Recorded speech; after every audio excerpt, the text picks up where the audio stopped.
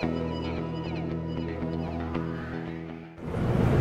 here in the University of Iowa Rec Building at the indoor track with Erik Sowinski, former Iowa All-American, both indoors and out, who is a newly crowned American record holder in the 600, making his way to New York and upsetting, if you will, in some people's minds, two Olympians in that 600. And Erik, have you been able to soak it in, what happened and how your life really changed in a minute and 15 seconds? Yeah, it's been really exciting, having a lot of support from everybody here, a lot of support from everybody back home.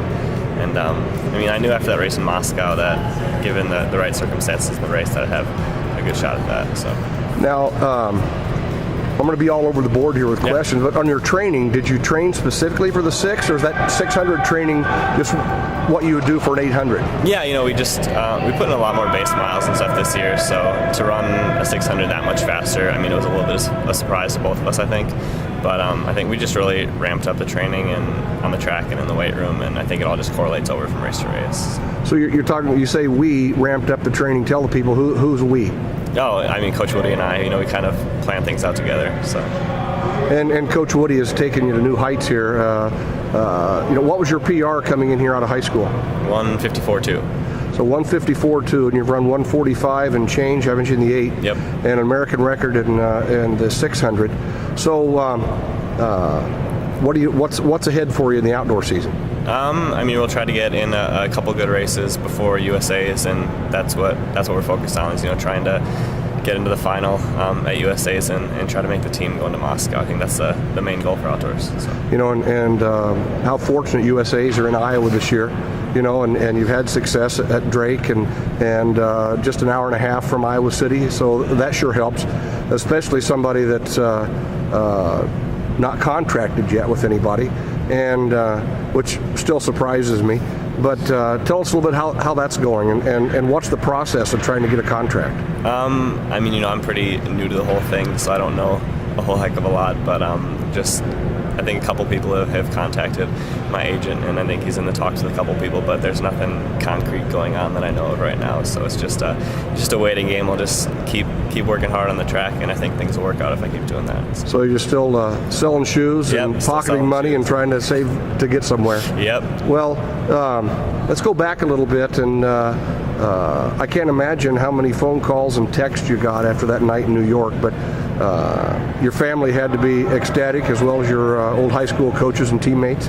Yeah, they're all really excited. My phone died before I got to look at it and to go into drug testing. So I think I spent 2 hours in drug testing after the meet. So I didn't get to talk to anybody for about 2 hours. But after that, it was a lot of fun hearing from everybody. And you had a little fan club that made their way to New York with you? Yeah, there were 6 guys that were out there from the store. So now, did you know they were going, or was that?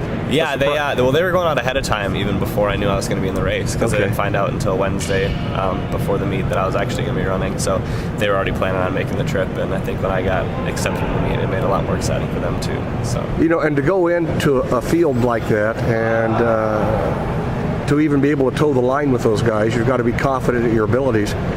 And you went in knowing in your own mind you could race with Nick Simmons and Dwayne Solomon. So being where you were in the race wasn't a surprise to you, I don't think. No, I've always been pretty good at the 600. It's a big event in the Big Ten, so I've been comfortable at that distance, and knowing where I was in my training and in my racing at that time, I was pretty confident going in. So was Dwayne accepting of that? All the hype was that he was going to break his American record and reset it, and then here comes a guy from Waukesha, Wisconsin, the University of Iowa, that beats the Olympian, and I assume they took it well. Yeah, Dwayne and Nick, they're both great guys on the track and off the track, and they were really excited for me, and I'm just glad I got to race against those guys. And racing with those guys is only going to make you better. Right. Well, Erik, we appreciate it, and best of luck to you, and what a great thing for the state of Iowa, and we're sure glad you're here. Thanks.